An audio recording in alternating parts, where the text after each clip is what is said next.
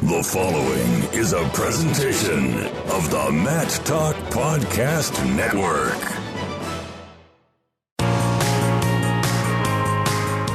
It's time to go on the mat, a presentation of the National Wrestling Hall of Fame Dan Gable Museum. It's brought to you by Rolling Ford in Shell Rock. Welcome to On the Mat. This is Jeff Bradley hosting the monthly UNI PWC session of On the Mat. Today we've got a couple great guests. First one's going to be Michelle Van Dorn, and the second one it will be Brett Robbins. And we're going to start right away with Michelle.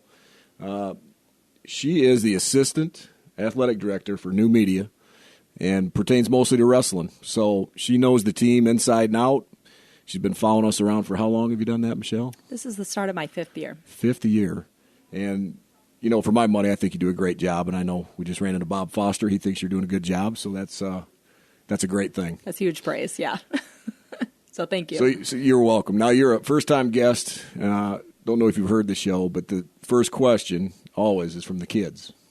And so my daughter wants to know what your favorite color is. Well, I have to say purple, obviously, with UNI. That's a good call. Son Jake wants to know what your favorite meal is or food. See, and that one I have been thinking about because I knew you asked people this. So, and I always wonder, what would I say? And right now, because I skipped the last meal, I would eat just about anything you give me. But maybe I would lean toward burritos. Burritos. Maybe. Okay. But I'm really not that picky. A lot of the guys we have on steaks, some No. chicken marsala, something like that. But you're just going to go just a burrito. Okay. Yeah. All right. That's all right. Hey, can you give us a little background on yourself, where you're born, where you're raised at? Yeah, born and raised in Cedar Falls, and then just traveled not too far away, went up to Wartburg College to get my bachelor's degree. And then I, right out of college, thought I was going to do more directing and the back end of things for video and digital media and that kind of thing. Ended up going into newspaper. So I started writing the headlines and copy editing newspaper writing and working at the Courier for about 12, 13 years. Then I ventured over to Wassendorf and Associates. It was a company owned by Russ Wassendorf, Sr., and he had an online financial magazine, and they wanted to make it a little bit more dynamic and bring on more of the digital side of it because they had gotten rid of the print version. So I went ahead and was supposed to create more video and more interaction with our readers. So I was there for about a year and a half before the company went under, and was basically jobless for about a month and a half and was lucky to get on at UNI. So I was fortunate to find exactly the right role that I would want to pursue. So when you were at Wartburg, what was your major then? It was, I think they called it a double major. I consider it more of a double emphasis back then. It was print and electronic media. I started with the print side, thinking that I was going to be a newspaper writer, and then decided that I really kind of liked the digital side of things as well. And obviously back then, digital isn't what digital is now. But it was really a great opportunity that I got involved so early and was able to kind of make the jump when we did have those changes. So when you were at Wartburg, did you know Mr. Jim Miller? Absolutely. I think it's nearly impossible to not go through Wartburg, and especially in the sports side of things, because I was working a lot with our sports department for TV, and then I would write a few articles for our weekly newspaper at Wartburg, the Trumpet. And so, yeah, I got to have a lot of interaction with him, and not a lot of people actually were covering the wrestling team, which seems completely weird. That's almost insane. Yeah, so I would jump in, and I think a lot of people just didn't understand it, maybe, which is also very odd to me to think that you're in Iowa and you don't understand the basics of wrestling. So, yeah, so I got to know a few of them and got to do some feature writing. So did you travel with them, or was it more just behind the scenes writing articles? Yeah, it was only a few articles here and there, so I wasn't super close to the team. There would just be names. Oh, we did get to cover, man, this has been years ago. We did get to cover the NCAA tournament because I forgot that it was at Young Arena. No, it wouldn't have been Young Arena. It would have been McElroy at the time. And they had the D3 championships there. So we got to do a lot of TV stuff with that too. So we kind of got to practice, doing stand-ups and going almost, it wasn't live, but it was broadcasting right after it and putting out pieces. And did they win a national title that year? Probably. It's a good guess. You would think I should remember this, right? I think I was too worried about making sure the camera was focused. So do you have any good Millboy stories? This is your one opportunity to let any of them fly. Oh, gosh. No. I mean, he's just such a good man. So I don't know that there's any one story, but it's just he's been a great help to me. In fact, I saw him. I didn't know he was going to be speaking at this event, but the night before my interview at UNI, I went to a Wartburg alumni thing, and he was there, and I thought, oh, this is fate. Like, I need to talk to him. And so Right. I mentioned, he's like, well, just mention my name. Just tell him to stop looking and just mention my name and that I would hire you. So he was helpful. You know, you can almost track, I think the day that he went on campus, like every team, and I wouldn't doubt other things, just rose. Everything did. They were somewhat mediocre in football and basketball, and all of them got better. And I attribute a lot of that to Jim Miller and him kind of mentoring other coaches too. He's just a great guy, and it doesn't matter if it's athletics or just, you know, life in general. He's a good mentor to have and a good friend. So you talked a little bit about the career. Sure, you were there, you know, and you knew Sully and you knew Jim Nelson, those guys. Just a terrible thing with Sully. You have any thoughts on, you know, working at the Courier, any Sully stories? Or, you know, I've known Nelly for a long time too. I like all those guys, just good reporters and good people. Absolutely. Yeah, Sully, it's the same thing I posted on my personal Facebook page, actually. We would work a lot of Friday nights together because when we got an app and we had a lot of things going on, and I was at the end of my career at the Courier, I had transitioned into being the online editor. So it was the first time they had ever had an online editor. It was a newly created position, and we had a lot going on, obviously, with Friday Night Football. So I would stick around and help them get video out and all sorts of things. And with Sully, you know, I would go back there and we would talk, and he would always give me some reference to Airplane, and I've seen the movie, and I would try to hide it, but he could tell that I had no idea what he was talking about, and so he would try to explain it, and I always vowed that I was just going to go back and watch it again because I could never remember the references. He was just so smart, not just with sports, but just historical, you know, facts and figures and everything. I mean, he just knew everything about everything, it seemed like. He was a really good man, too. So now moving a little bit more to UNI. You know, I know you're in charge of the social media aspect of it.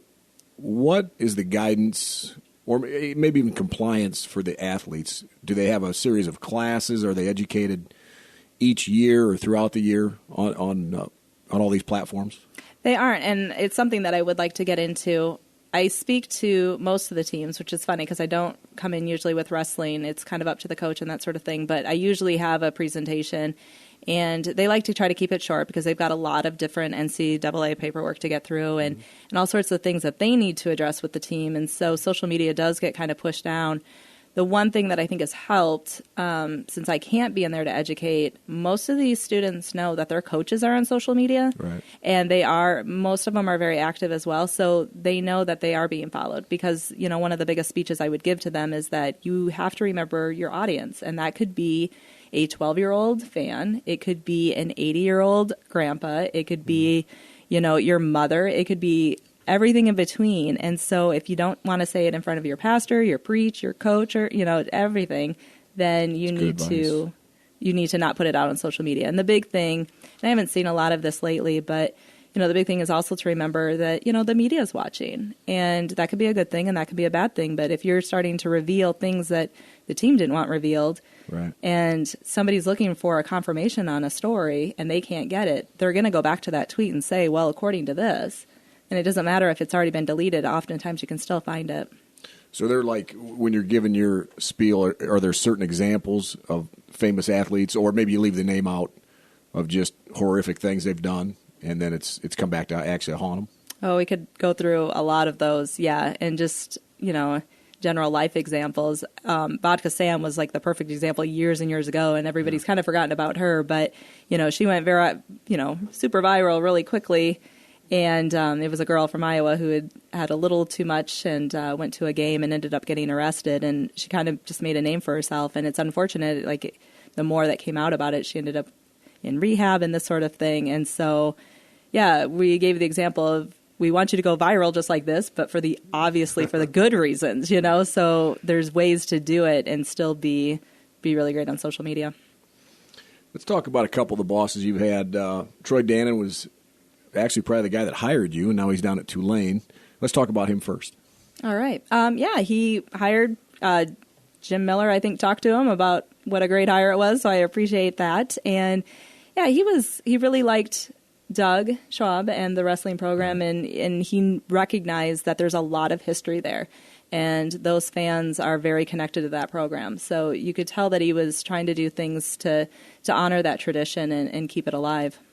So was that a created position for you, or did you take over for somebody else? It was actually a new position. So I was fortunate to have, just like at the Courier, I got to kind of create what this position is. So they had some things that they wanted done, but the interesting thing about my position is that it's not technically full-time of anything. So I am full-time, but half of my job is marketing and half of my job is sports information, and that hasn't been done. But neither department had the funds to hire anybody full-time. So I kind of work both ways.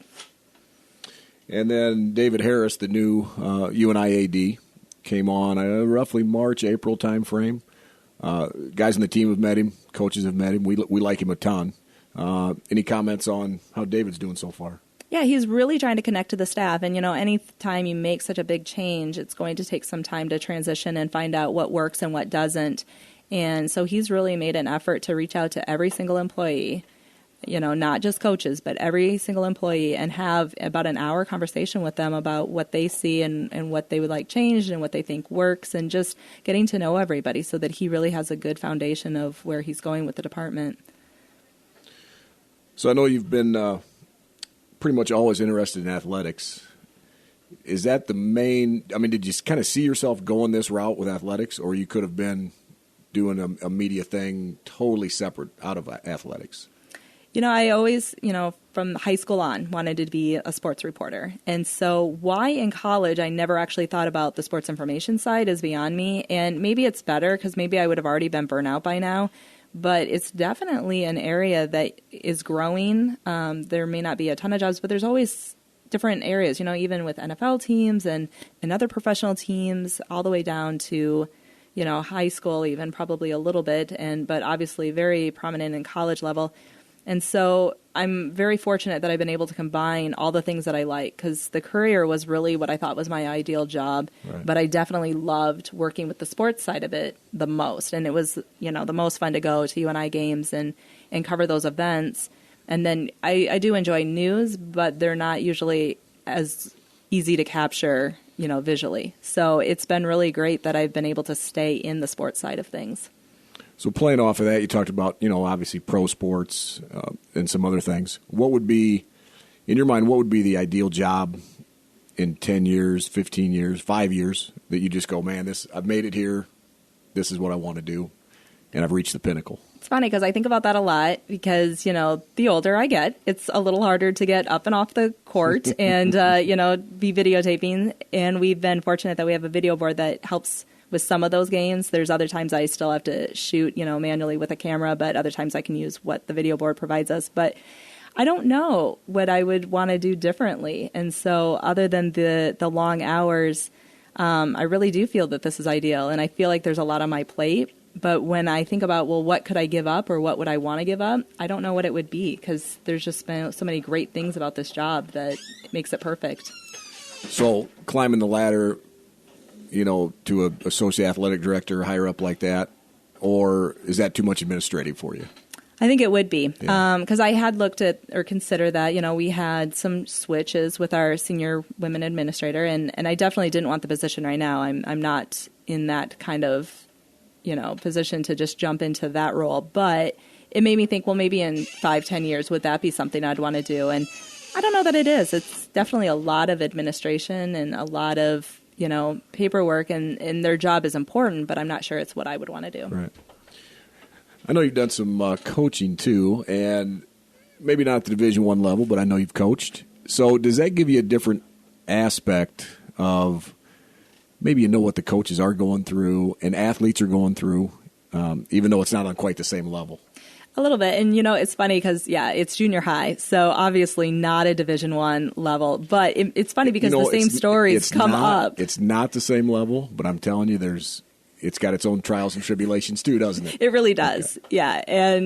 But it's funny because because it's track and field, and so I'll talk to our college track and field coaches, and sometimes I hear them saying the same things, and I thought, oh my gosh, I thought this only happens at the junior high level. So really, it does carry on, but yeah, I could kind of see that, and it's been fun to kind of coach. It's a shorter season, and quite frankly, we have really good seasons. We we don't score every meet because that would hurt their feelings. So, we're in the day and age where, we only score the conference meet, but we do really well every year.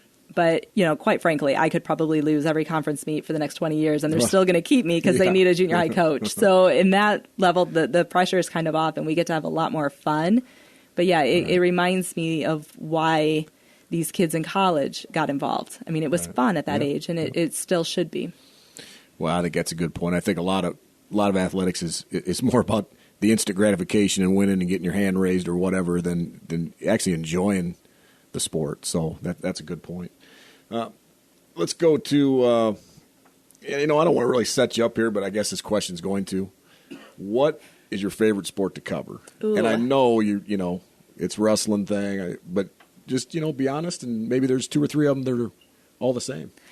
Okay, well, there's just all sorts. So I would say I like to watch volleyball because I do play volleyball. I would say I'm probably more connected to the wrestlers because they all know who I am. Right. And so, the other teams are really starting to get to know me, and that makes a difference too. Because quite frankly, if it wasn't for the fact that I covered wrestling, I'm not sure if I would watch it because, I enjoyed it in high school. I was a wrestling cheerleader, and that's kind of where my wrestling career started. And then once you get to know those guys, I mean, that's what makes it interesting. But I think that's true on all levels, and that was kind of my platform when I got hired, was that I as much as I love sports, I'm finding out that I don't necessarily love sports as much as I love getting to know the teams. So I don't follow as all the national teams as well as I should, and wrestling would be, the exception to that. But I follow the personalities of the team. And so that's my goal, is to always hopefully, reveal those personalities so that everybody else can feel like it's their brother and their nephew and their son that they're watching out there. So you touched on the UNI Iowa State volleyball game last night. I'm not sure if you were working it. I'm guessing you were. But how incredible was that?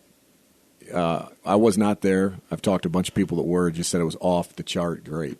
Absolutely. I mean, I'm not sure I've ever been to a game where there's been 40 points scored. It was like 40 to 38 that Yeah, it was. It just wouldn't end. It absolutely would not end. Yeah, it was a late night.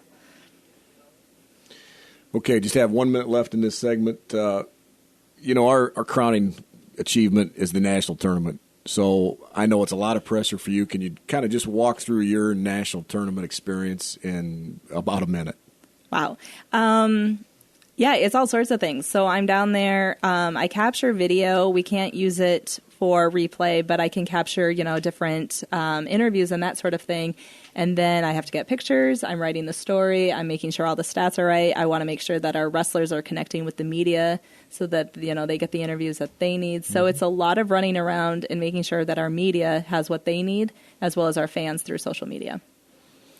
Okay, I think you hit the buzzer right exactly on the minute. Thank you, Michelle, very much, and we'll see you very soon. We'll be right back with On the Mat. 24 hours a day, 7 days a week. When all you want is sports, all you need is 1650 The Fan. Welcome back to On the Mat. This is Jeff Bradley, my second guest, and he's going to be my second and final guest. He will do segment 2 and 3. Is assistant coach, University of Northern Iowa Wrestling, Brett Robbins. Brett, how are you doing today? I'm doing pretty good today. How about you? I'm actually doing real good. It's a great day out.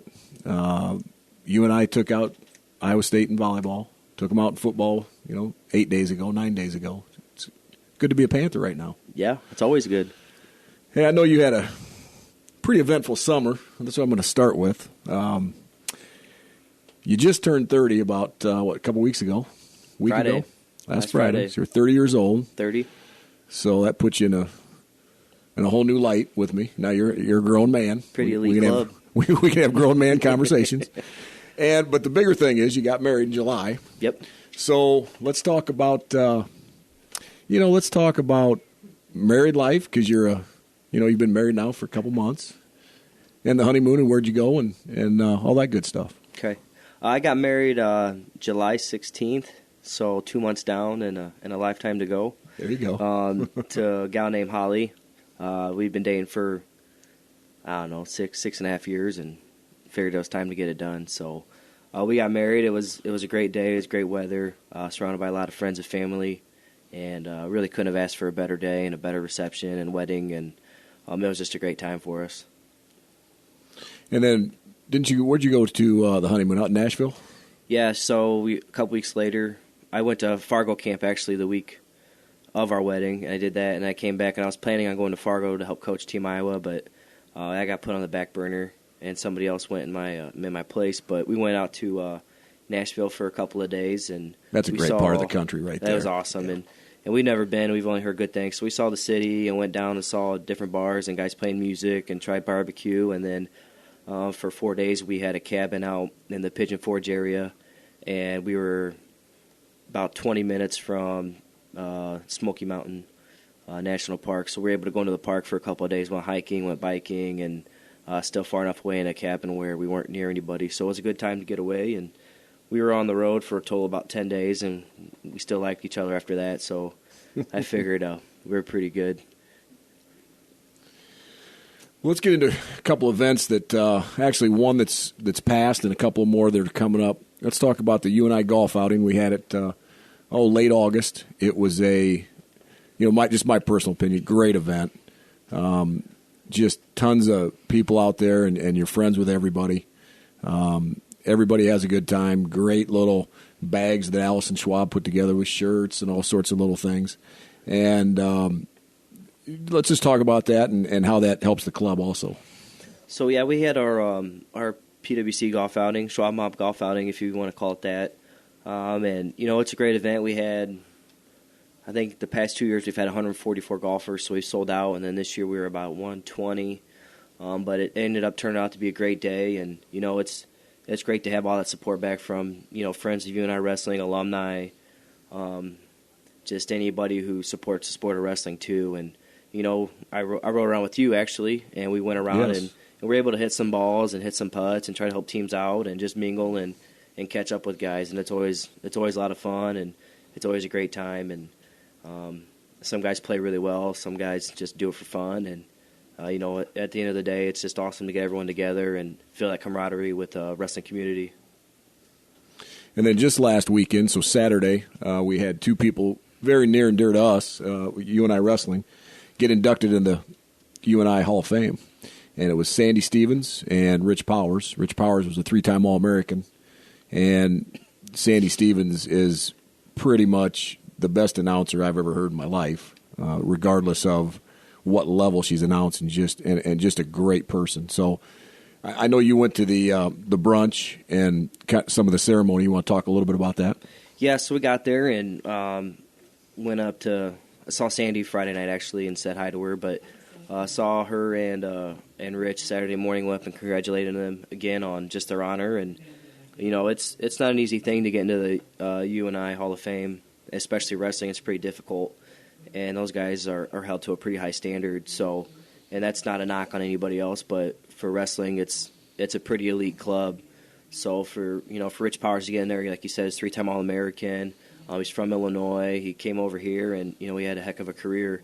And now he's superintendent for Bondurant. And then Sandy Stevens, she got the Dr. G2D Qatari Meritorious Service Award. So that involves her being an ambassador to the sport and giving back to UNI Wrestling. And she started Pledges for Pins for us, which helps us, attain some things that we wouldn't get normally within our budget. So it's a great help to us, and we can't thank them enough for, both of them for their support over the years, and then just what a great honor it was, and just to see all the other people too talk about UNI and how it influenced their lives and how much fun it was and how fast time goes. I mean, that was a common theme, was how fast time goes and how if they could all go back, they do it in a heartbeat. So for any young guys listening, take advantage of your time, because, it could end tomorrow or it could end, in 4 years, but it still goes by really fast. So, make the most of it. Yeah, I remember Rich. I mean, that's a guy that put points on the board, and the biggest thing was he went for the ultimate thing in wrestling. He was going for the pin the time. And I can't tell you exactly the number of pins he had, but I think it was over 50 in a college career. That's unheard of. And 3-time All-American, that speaks for itself. Sandy Stevens, I don't think you could say one person has done more for UNI Wrestling, at least during Doug Schwab's tenure, than Sandy Stevens. Nope. Just a great lady. So let's move on. I know we've got the shoot coming up. You're pretty much in charge of that baby, and we've it's went real well the last few years. Why don't you give us the date, the time, and all the good stuff on that? Yeah, this weekend on Sundays, the PWC Sporting Clay Shoot, and I don't want to say I'm running it, but I have help from for Brian Kittleson and Rick Caldwell and myself, and it's growing every year. So last year we had between 70 and 80 shooters, and you get $100, 100 targets, you get a meal, and you get a T-shirt, and it's just a good way to give back to UNI Wrestling if you're maybe not into golf or into some of the other fundraisers we do. And registration starts at 10 o'clock, 10 to 1.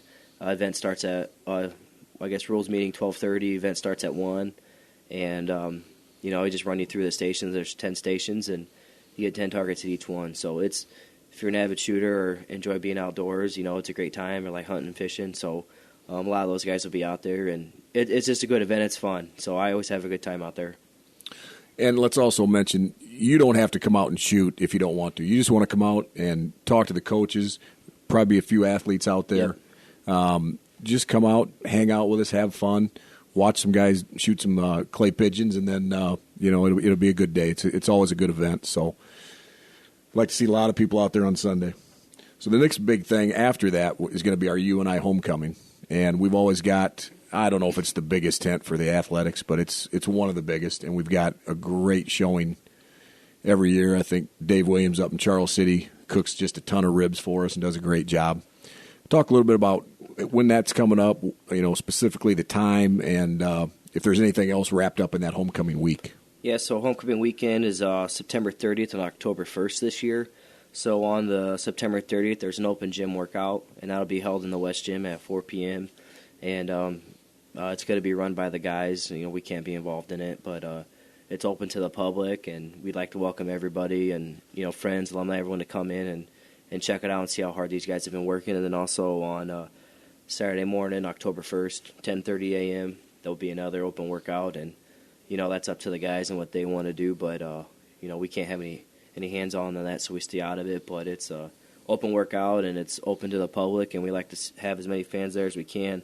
And after that workout, we usually do our homecoming tailgate. And like you said, it's a big tent, and we're able to get probably at least a couple hundred, maybe more people in. And Dave Williams does a great job with those ribs and serving a good meal for everybody. So it's on that side. We have a meal.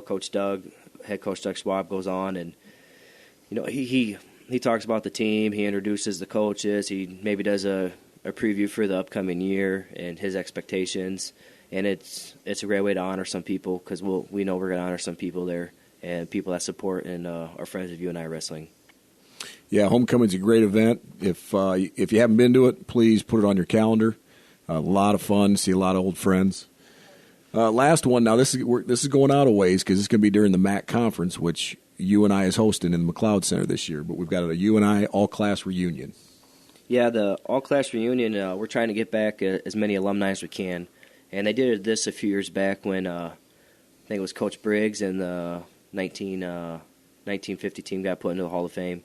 And they had several guys come back for that. So trying to multiply that and get even more numbers back. But it'd be a good weekend to come back and see some good wrestling and be able to get back to UNI Wrestling and see the MAC championships in the McLeod Center, because we won't get that event back for a long time since the MAC keeps growing. So that'll be March 3rd through 5th, and we plan to get an informal get-together probably Friday night where guys can just come and show up, and then we'll do something formal on Saturday. But we'll get more details as it gets closer. But it's going to be a great event. We look forward to having as many people back as we can. So are we still planning on doing a social after all the dual meets this year again? I believe so. That's the plan, yep. Okay. Let's switch gears just a little bit. Let's talk about PWC guys. You got 3 guys competing right now. You got Blaze Cobble, you have Joe Cologne, and Joey Laser. Any updates on their competitions and where are they at in their training? Yeah, right now they're about 50, I want to say maybe 55 days out from the Bill Farrell International Open, and technically only Blaze will be wrestling in that because he's at an Olympic weight, but this is they're going to do non-Olympic World Championships for a couple of those weights. So Blaze is going to be wrestling in that at 97 kilos. He's getting better. He's spending a lot of time getting freestyle minutes in and working on freestyle-specific skills, some things he hasn't done wrestling folk style. and he just looks more comfortable every day, and he's hitting some things, and he's really impressive. He's one of the most athletic kids I've ever been around, so looking forward to what he can do with that tournament, maybe get his hand on some foreigners, and then obviously get through that tournament. But we think he has the ability to be one of the best in the world just with his athletic ability and the way he's able to score offense to both sides of the body. So keep looking forward to him progressing and see what he can do that weekend. And then we also have Joe Colon and Joey Laser, and they're both going to be at 61 kilos. Joe's been at 57, but he's got to bump up for this. And, it's a trial, so the winner of this is going to go wrestle in the World Championships at that weight or put themselves in position to be on the national team. So they're both in there. They're training hard. They're both healthy. Joe was dinged up a lot last year and didn't have the most healthiest year he's ever had, and kind of set him back a little bit. But he's in there training hard. He's lifting, getting his cardios in. He's wrestling hard, working out with a lot of guys. And then same thing with Laser. He had his elbow tore up, and he had that repaired. So he's getting back into it. He's healthy. He's lifting, and both these guys, they're looking to make the world team. So hopefully it'll be a PWC showdown in the finals. You're listening On the Mat with Jeff Bradley and assistant coach Brett Robbins. Let's switch gears again. I talked to Michelle a little bit about the volleyball game last night. Just kind of in a general sense, how's the pride factor around UNI right now after taking out Iowa State in football and then a real good volleyball team last night? Obviously, it's pretty high, I think, especially among the athletic teams. I know, we take a lot of pride in being UNI Panthers and knowing that, you can't compete with anybody. It doesn't matter where you're from, and it doesn't matter what color they have on in front of you. Especially, we preach that to our wrestlers that, you step on the mats, it's one guy versus one guy, and you slap hands and you go. So, and I've noticed it's gotten better a lot probably the last 5 years too, as far as seeing Iowa and Iowa State stuff on campus, and UNI Athletics has done a great job trying to promote some things, some T-shirt giveaways, or tracking down people wearing Iowa and Iowa State gear and switching out T-shirts. So it's been fun.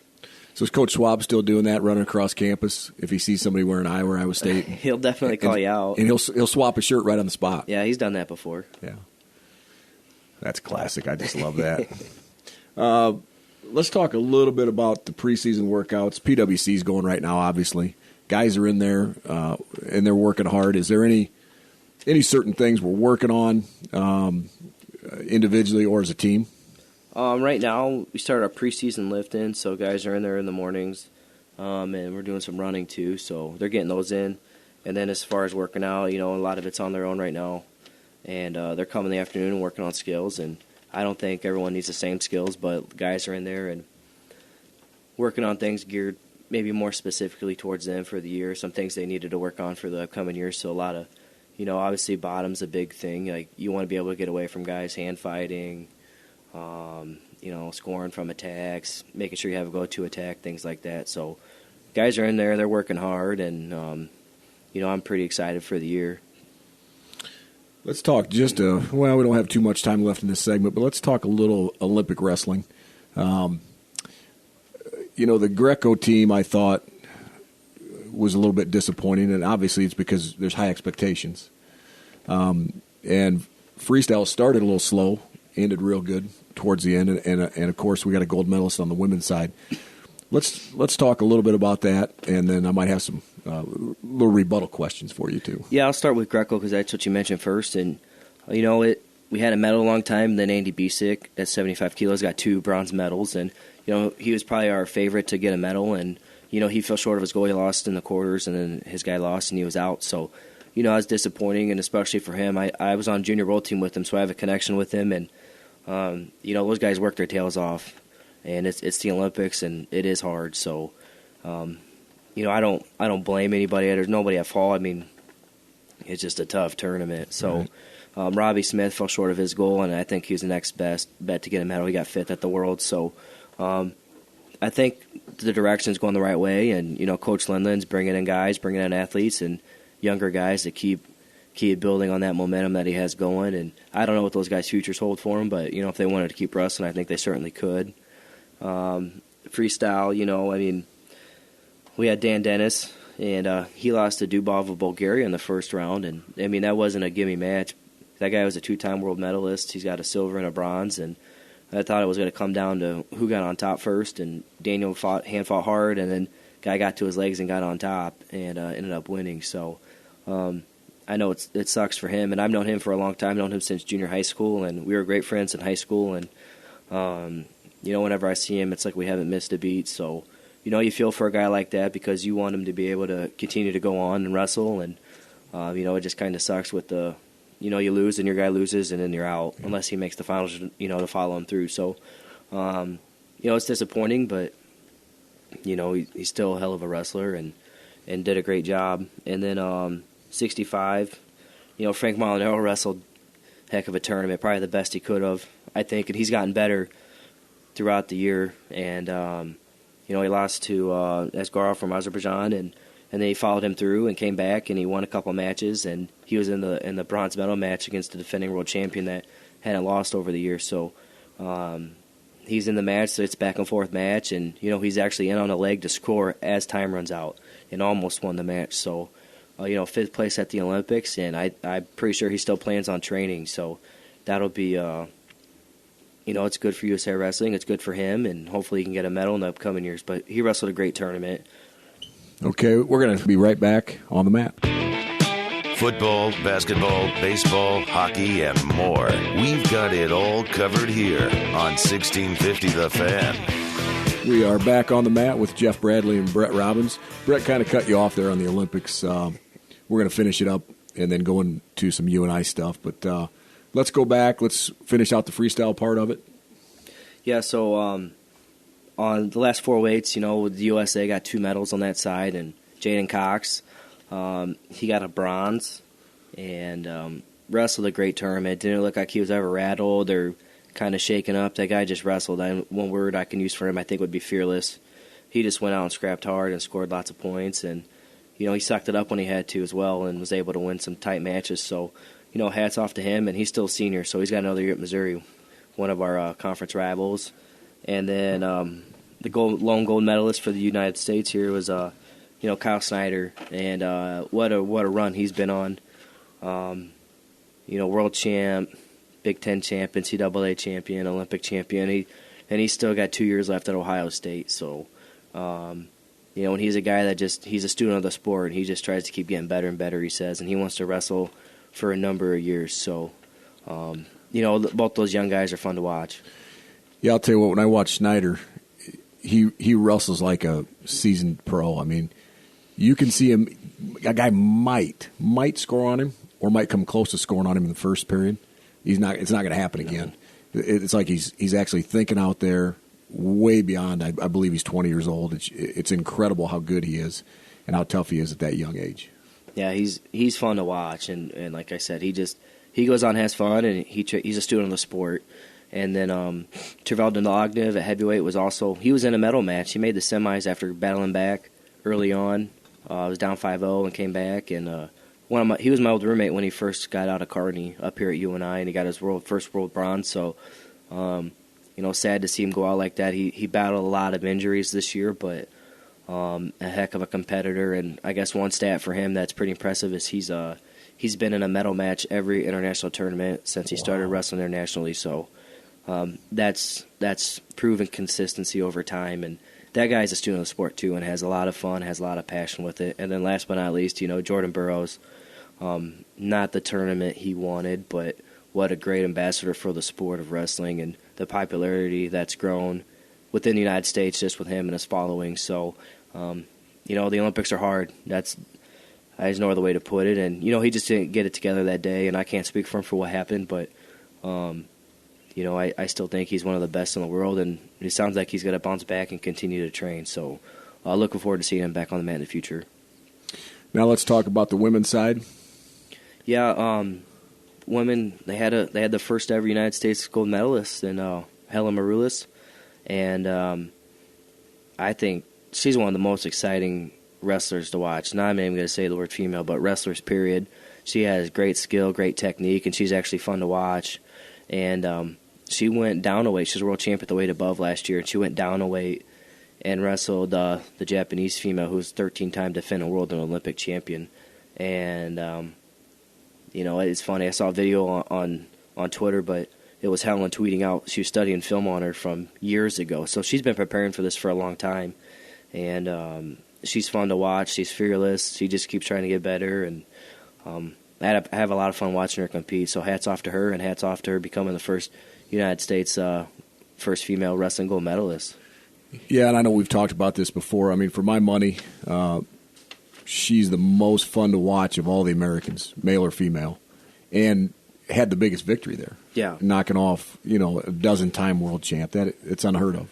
And you cut weight to go match up with her. That's what a heart of a champion, and it was just great. And I wish whoever covered the Olympics would have played that up a little more. I think that was a huge feat for the United States and for women's wrestling. Okay, we're going to get back to some UNI wrestling now. Season's right around the corner.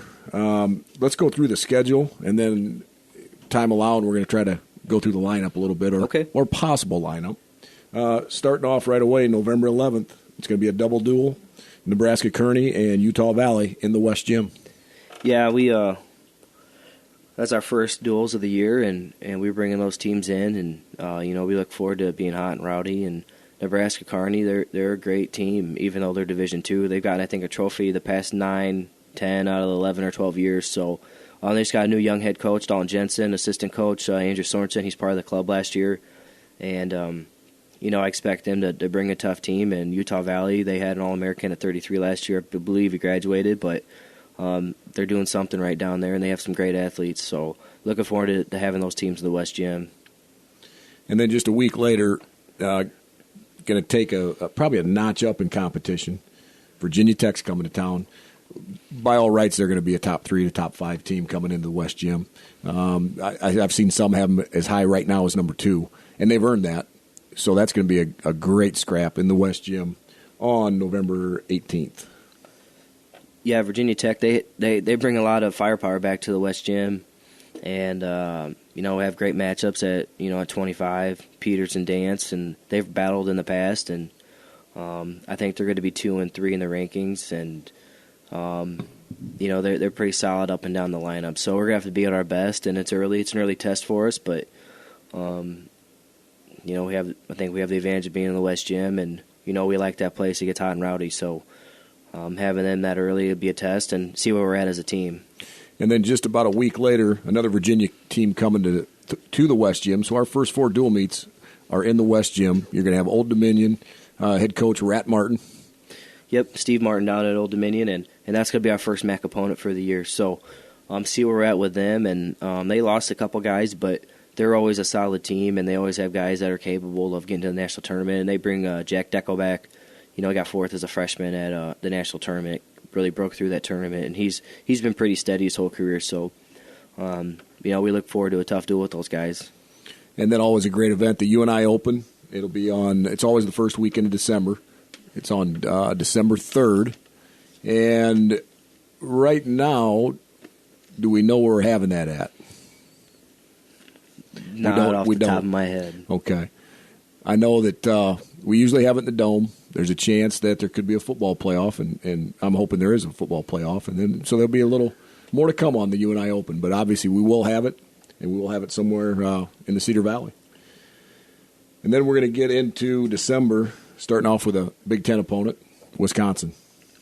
Yeah, we go up to Wisconsin, and we've wrestled up there in the past. We usually had a home and away for a while, and we gotten away from it the past couple of years. But starting that back up and going up there to wrestle those guys, and they have some pretty good guys on their team. 65, Isaac Jordan, and then heavyweight Connor Medbury, and Medbury took an Olympic redshirt last year. So both guys All-Americans high on the podium, and we're gonna have to be at our best.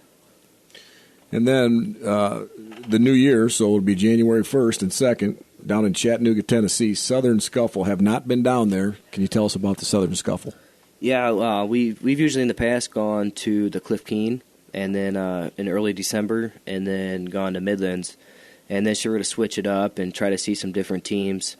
Penn State is usually there in the past, but they won't be there this year. But Oklahoma State and just some other teams that high caliber teams we don't usually see during the year. So head down there, 2-day tournament, help replicate the national tournament for us with some really tough competition, 2-day weigh-in, and kind of being away from home too. So looking forward to taking a full lineup down there and, hopefully have a great showing, especially start of the new year, and get things rolling the right way for us.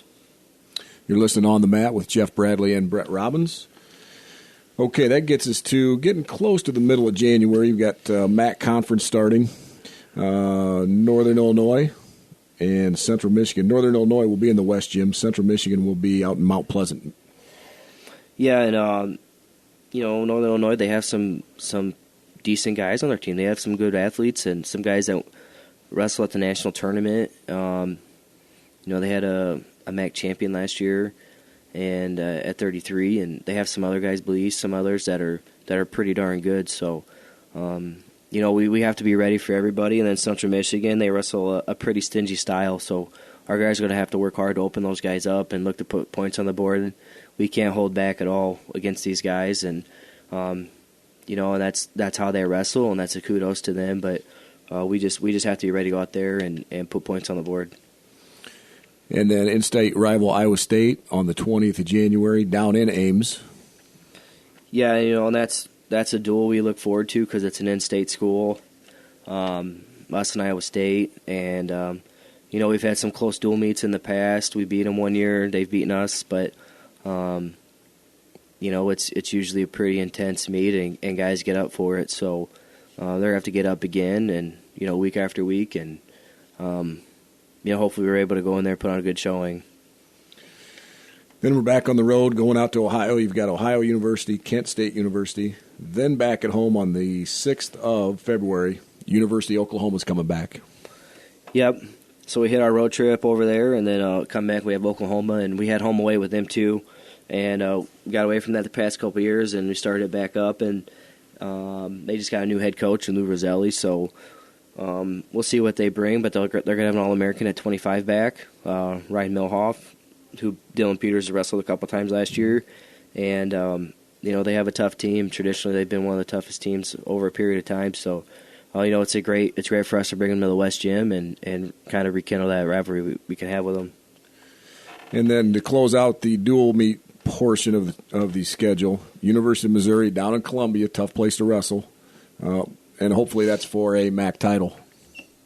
Yeah, Missouri, they're a tough team, and they're ranked pretty high, and they have multiple Americans back. So we're going to have to be ready, and it's going to see where we're at because we're going to wrestle in there, and we'll have them a few weeks later at the MAC tournament. So hopefully it's for a MAC championship crown too for the dual meet title because we expect to have a good team, and I know they do too. So looking forward to it because last time we went down there, we kind of got beat up a little bit. So our guys are looking forward to putting on a good showing.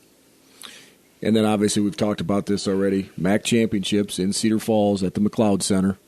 That's our national qualifier. And then NCAA tournament back in St. Louis where it should be come March. We've only got 2-3 minutes left in this segment here. Let's go through the team. I'm not going to say it's a probable lineup because there's nobody that just gets a spot. You've got to earn your spot. But let's go through and we'll talk about a couple of the weights and get your thoughts on some guys. We're going to start right away, though, at 125 with Dylan Peters.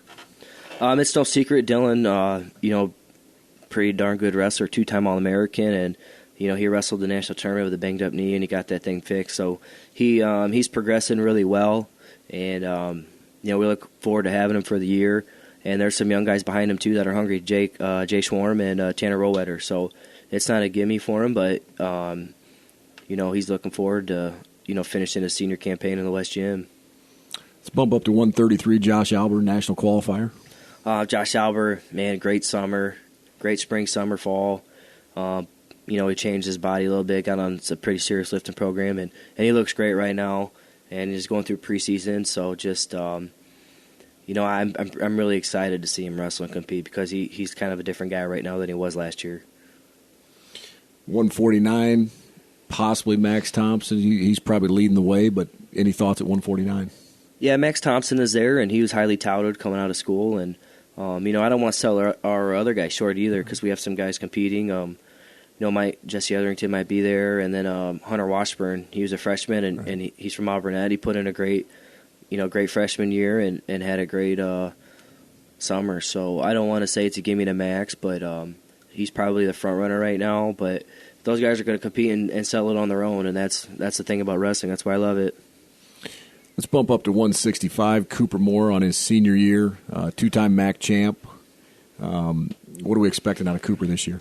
I expect Coop to finish on the podium, and as high as he wants to be, I think that's going to be up to him. That guy is he's strong. He's maybe the most athletic guy I've ever worked out with, and he got some time away, got some time off to heal up his injuries and his mind, and he's back in the room working out, and he looks great right now. So I'm looking forward to see what he can do on the mat. Just about a minute left here, Brett. Let's talk 174, 184. There's just a mixture of guys that could go either way. Throw out some names there and who you're looking at. We got Drew Foster coming back. He wrestled half of the year at 74, then been up to 84 for us when Cody Caldwell went down. He's going to be in the thick of it. Jacob Holschlag, freshman from LaPorte City Union High School. He's going to be ready, and so is Taylor Lujan, freshman from Georgia. So those are some names and some guys at those weights are going to be battling it out. And heavyweight, J.J. Everard. Yep, J.J. Everard transfers from South Dakota, and we look forward to getting him on the mat this year for us in the purple singlet. Okay, that's going to do it for this segment. I want to thank my guests, Michelle Van Dorn and Brett Robbins. And thank you for listening. Good night. You've been listening to On the Mat, a presentation of the National Wrestling Hall of Fame Dan Gable Museum, and brought to you by Rolling Ford in Shell Rock on 1650 The Fan, KCNZ. This show is part of the Mat Talk Podcast Network. For more wrestling podcasts, head over to MatTalkOnline.com.